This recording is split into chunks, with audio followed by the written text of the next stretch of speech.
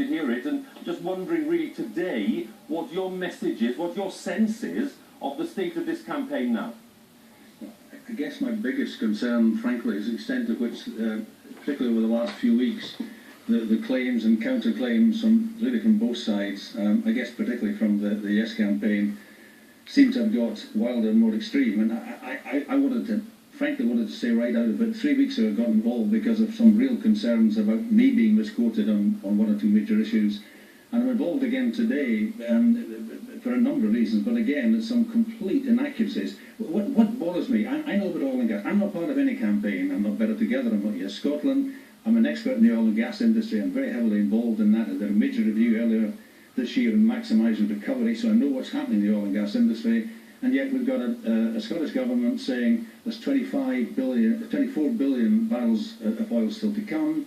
There's now a pretty clear consensus that it's more like a figure of 15, 16 still to come. So that's about a third of an overestimate. And interestingly, helpfully, BP and Shell today, both at top level, both agreeing with that kind of level of figure. And as you go through it, there's been a whole range of, there's a report produced last week which says there's another 21 billion potential to come from a new unconventional zone. I mean, frankly, that's just the same thing as saying Scotland's got lots of coal and should be very rich from its coal. That is so far away, it's so speculative, it's fantasy, and yet that's 2 weeks before the election, clearly set to try and influence voters. So my concern is, how do we get across a true factual position to let the Scottish people make judgment? They're not interested in oil and gas. What they are interested in, the extent at which the oil and gas funds will be available in the medium to long term to pay for a whole lot of the promises and future visions that the government are presenting. And the fact is, what hasn't been brought out is that we're currently well down the road to depletion of oil and gas, and we will only have significant oil and gas revenues to a Scottish Treasury for the next, I guess, 20-25 years. By 2050, there will be zero significant oil and gas revenue available to the Scottish Government. And yet, this is a Scotland independent forever. And people need to understand that. Forgive me if you just mentioned it in that answer there, Sir Ian, because there was a little bit of interference on the line. I heard most of it. This new paper from Professor Alex Kemp from Aberdeen, who you know well, of course, predicting 99 further discoveries resulting from new exploration up to 2045. What is your take on that?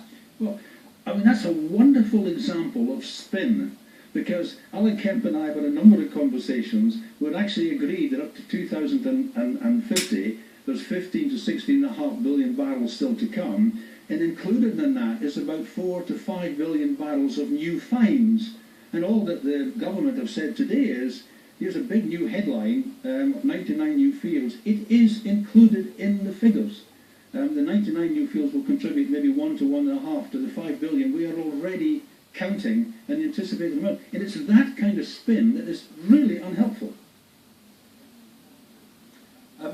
Just a final point, Sir Ian, as you look ahead, 8 days' time, what for you would be the significant economic implication of independence? We've talked about your area of expertise there, oil and energy, but for you, what would be the main economic implication if it was a yes vote?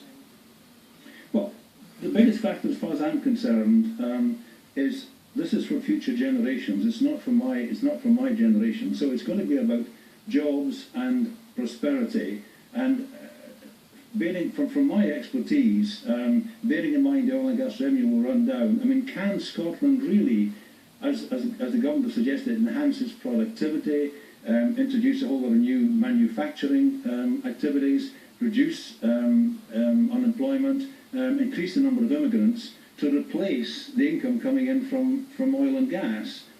I think this is about the economy. It's great to have the heart.